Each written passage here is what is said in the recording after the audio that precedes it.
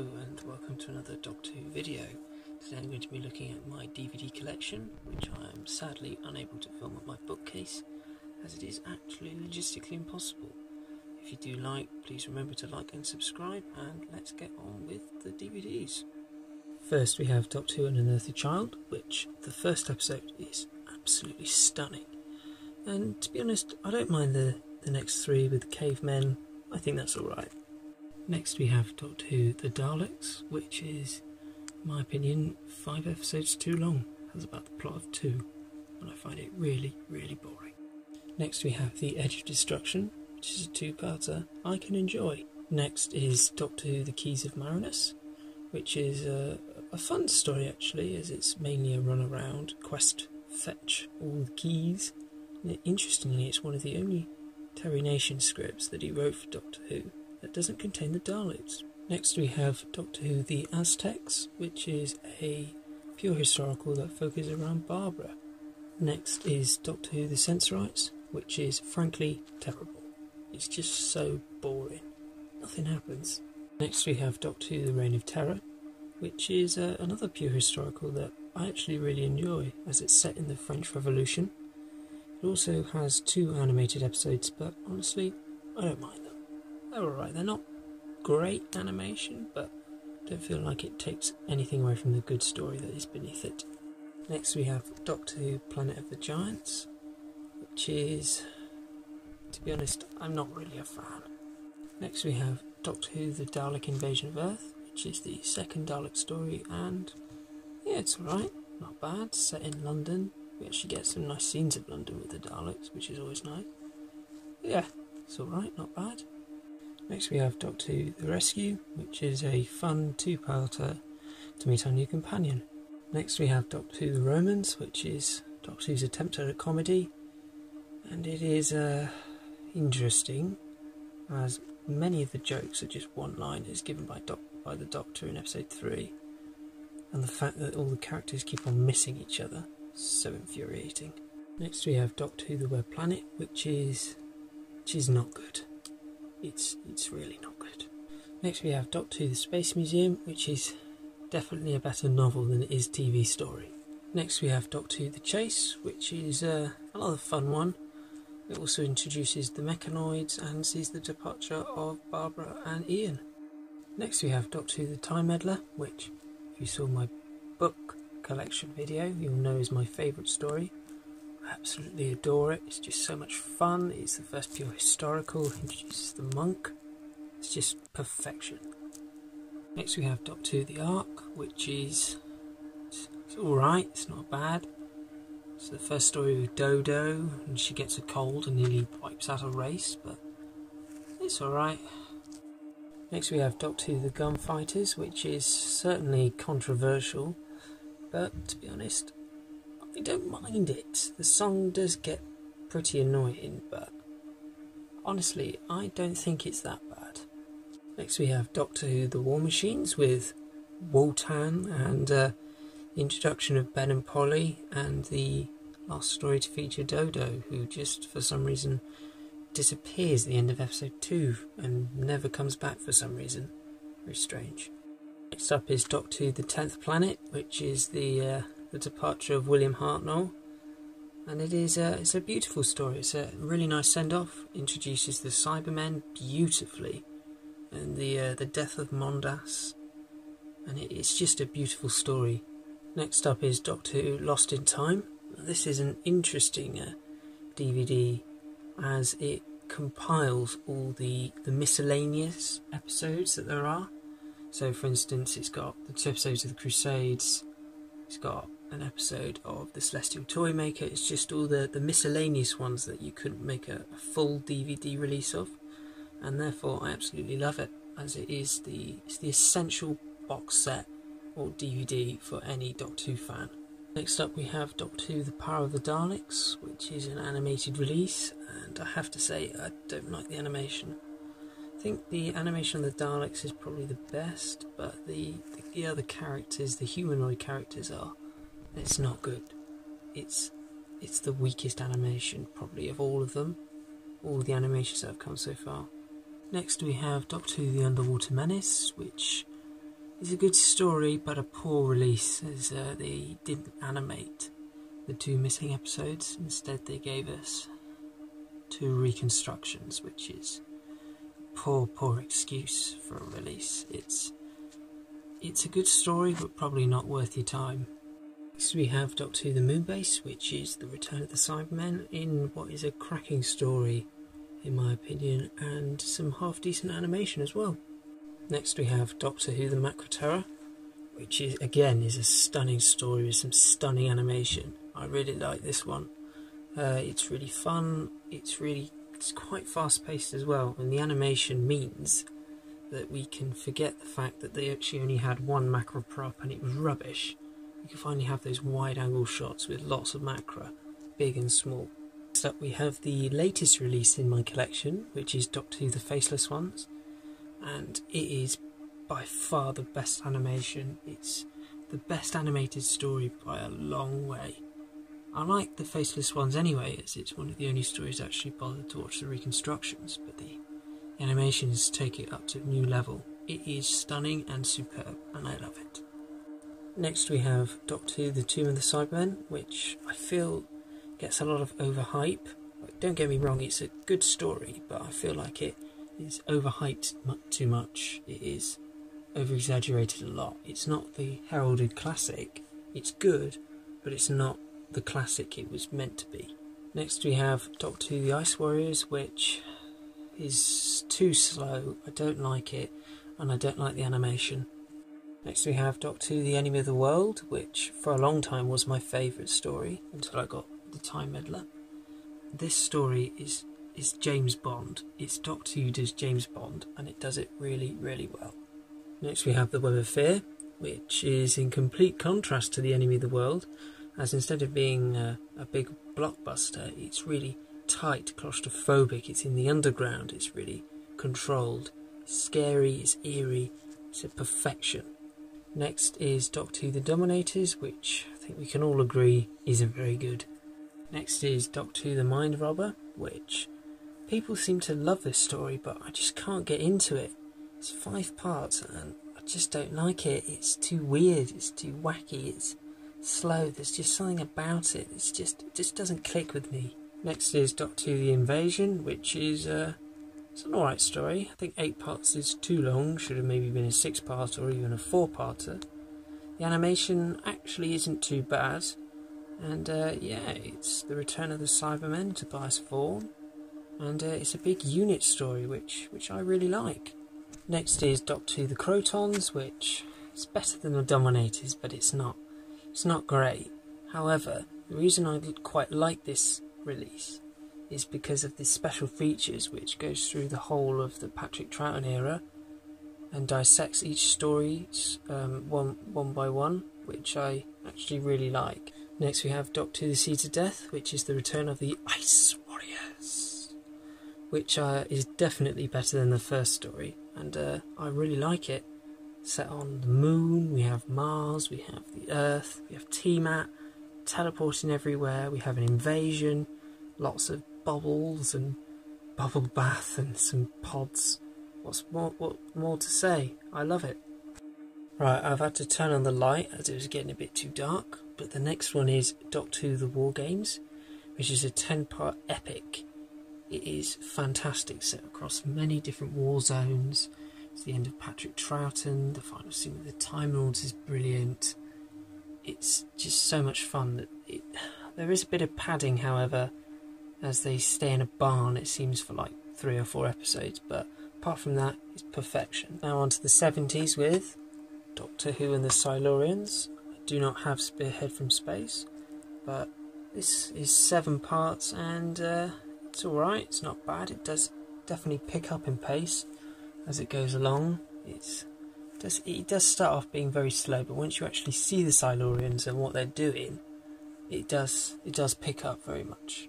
Next we have Doctor Who the Day of the Daleks, which is the return of the Daleks after a 9-year break, and it's not very good. The voices are awful. They actually only had about 4 Daleks, so trying to make them look scary or frightful or intimidating was very hard. I think, however, the special edition on this really does it justice. as they add the new voices and they add new CGI and special effects. Next is Doctor Who the Sea Devils, which is another one I like. It's the return of the Master after he appeared in every story in the previous season, and yeah, it's really good. Next we have Doctor Who the Three Doctors, which is stunning. It's Pertwee, it's Trout and it's Hartnell all together for one massive story. It is fantastic. A fantastic celebration of the 10 years of Doctor Who, and looking forward as well. It is really, really good. Next is Doctor Who the Carnival of the Monsters, which is, yeah, it's a good one. I like it. It's got some interesting themes about zoos and the way we treat animals. So yeah, I think it's alright. Next we have Doctor Who Frontier in Space, which is, I actually really like this one. It was the first novelisation I ever read, and I absolutely loved it. And when I came to watch it, I also really loved watching it as well. It's just so much fun. It has a nice Dalek cameo at the end. It's got the Master, it's got the Draconians, which were Pertwee's favourite monster. It also has the Doctor being banged up in prison, has the Master breaking him out, which is always fun. Yeah, it's really good. Next is Doctor Who Planet of the Daleks, which is the second part to the 12-part epic, which is Frontier in Space and Planet of the Daleks, sometimes known as Dalek War. I think it's not as good as Frontier in Space. It's alright. We see a Disco Dalek as the Supreme Dalek Supreme, and we see the Thals fighting the Daleks again. It's not the most interesting plot. Next we have Doctor Who Death to the Daleks, which is I don't like it really. It's not very good. The plot is a bit weird. Characters all feel like cardboard cutouts. It's got no depth, no feeling. Next we have Doctor Who Planet of the Spiders, which tragically got damaged when I got paint on it and tried to move it with water. Thus the paper on the inside just disintegrated. But the actual story itself it's all right. It's the final game, what would have been produced if Roger Delgado didn't tragically pass away. It's not bad, but it's no proper send-off for the third Doctor. Now onto the Tom Baker era with Revenge of the Cybermen, which is a story I don't like. Next we have Terror of the Zygons, which is a story I actually really enjoy. It's a bit fun. It's the end of Harry Sullivan. It's got UNIT. It's in Scotland, which is always an interesting change of scenery.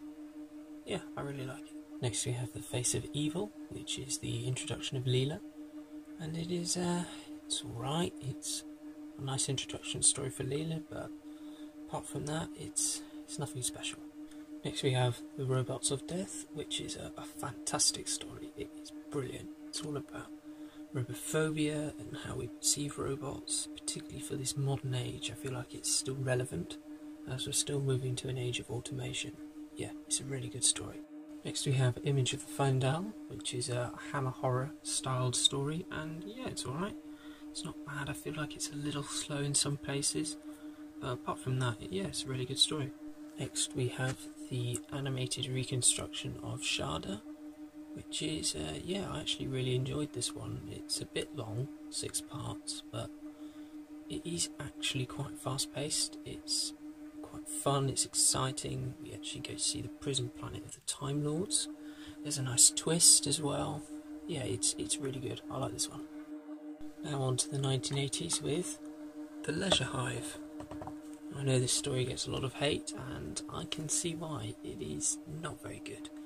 But for me, there's a certain charm to it behind all of that. When the Doctor, when Tom Baker gets aged, I feel like that's just a really cool idea, actually. Yeah, I just feel like it had the ideas, but it just wasn't executed properly at all. The execution was botched, but the ideas and the themes behind it were definitely there.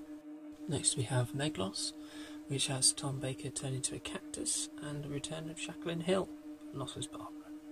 It's meh story. There's something about it that I like, but there's a lot that I don't like. I feel like there's a whole chunk missing as well, which makes feels the story just whack and it's just off. Next we have Forward to Doomsday, which is the first Peter Davison that I have, and it was actually the first story that was recorded for Peter Davison, which was not Costa Brava, but was this instead. This story I don't like it actually. It's a bit too weird. There's nothing to it. There's no real substance. There's nothing to get your teeth into at all. So no, I don't like this one.